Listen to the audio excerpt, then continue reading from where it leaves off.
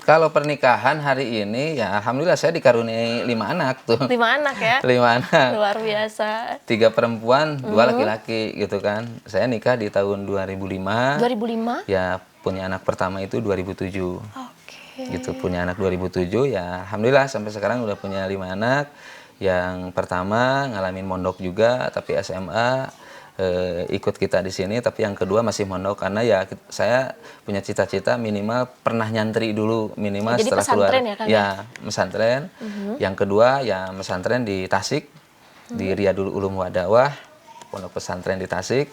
Sama dengan sama dengan yang pertama pun itu mondok juga.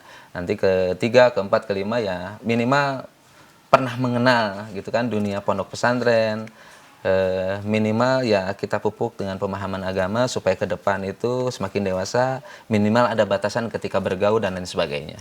Ya, yang diutamakan itu adalah agama ya, Kang ya? Ya jelas, karena itu adalah tiangnya ya untuk apa pondasinya untuk melakukan perjalanan hidup ke depan seperti apa ya. Saya berharap anak-anak saya semua bisa bermanfaat tidak hanya untuk keluarga tapi juga untuk masyarakat semua.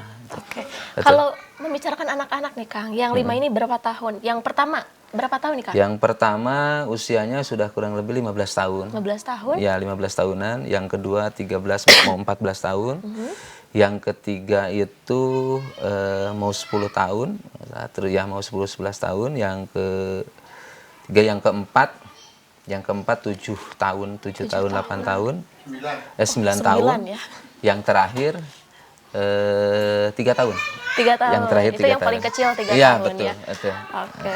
Nah, menurut Yang Kang bungsu. Haji sendiri nih, suka dukanya mempunyai anak tuh seperti apa nih? Mungkin ada yang bandel Ya, atau gimana?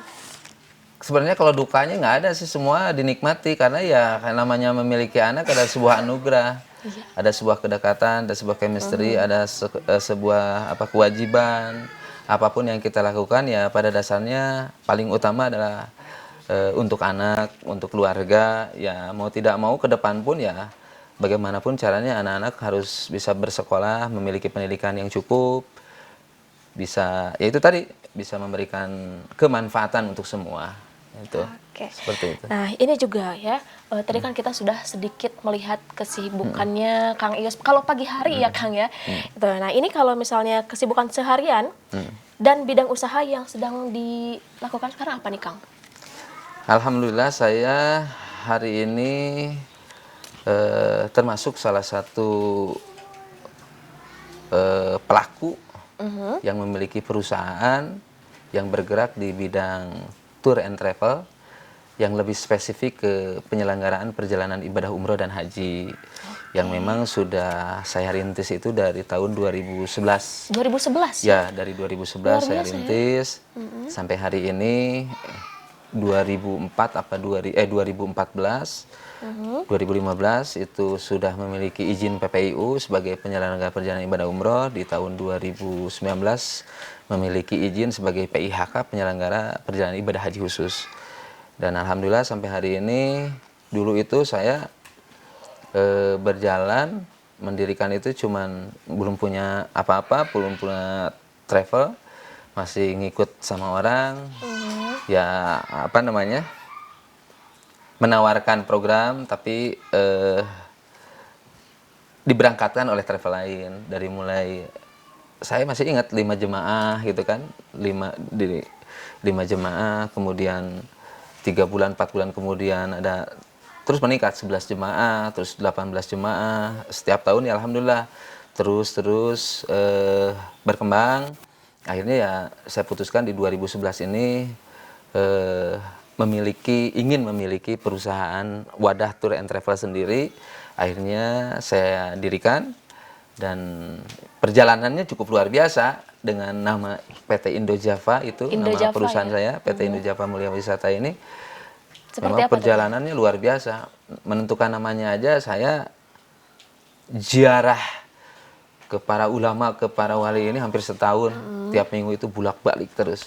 Sehingga ya itu setelah selesai 1 tahun ya saya ya bismillah, biiznillah memberi nama travel saya itu PT Indo Java Mulia Wisata. Dan alhamdulillah Sampai hari ini setiap bulan kita selalu memberangkatkan jemaah, baik 3 grup, 4 grup, dari mulai Kabupaten Bandung, terus ke Kabupaten Bandung Barat, akhirnya hampir setengah Provinsi Jawa Barat, dan sekarang hampir rata-rata di Jawa Barat kita punya perwakilannya masing-masing, gitu, seperti itu. Itu ya. Betul. Nah, sebelum berlabuh ke tour and travel ya Kang ya, ini bagaimana sih Kang, kenapa ceritanya bisa sampai di situ Kang? Ya, Kenapa? saya Bisa karena ya ceritain. itu tadi saya merupakan orang yang senang sesuatu yang baru yang memang tidak pernah orang lakukan.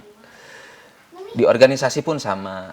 Terus juga sebelum ke penyelenggaraan umroh ini di Tour and Travel di Biro Perjalanan Wisata, saya dulu pernah usaha juga Oh, di pernah dunia usaha IT, juga ya? pernah. Di dunia IT ini saya punya toko komputer, meniti karir. Pada saat setelah pernikahan saya buka usaha di BEC ya malah. Oh, di BSC. Ya, di BEC, di Purnawarman. Saya punya toko 2 kalau nggak salah, yang memang lebih menjual produk laptop dan proyektor.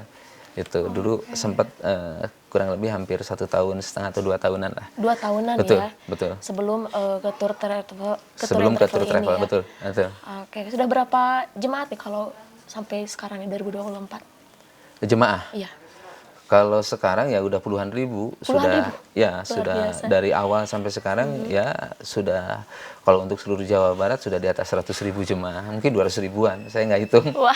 Kalau dihitung rata-rata tiap tahun itu ya 3.000 sampai 4.000 jemaah yang diberangkatkan untuk jemaah umroh.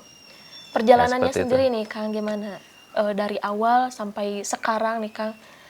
Perjalanan Ya, tour and travelnya. sepenuh dengan suka duka.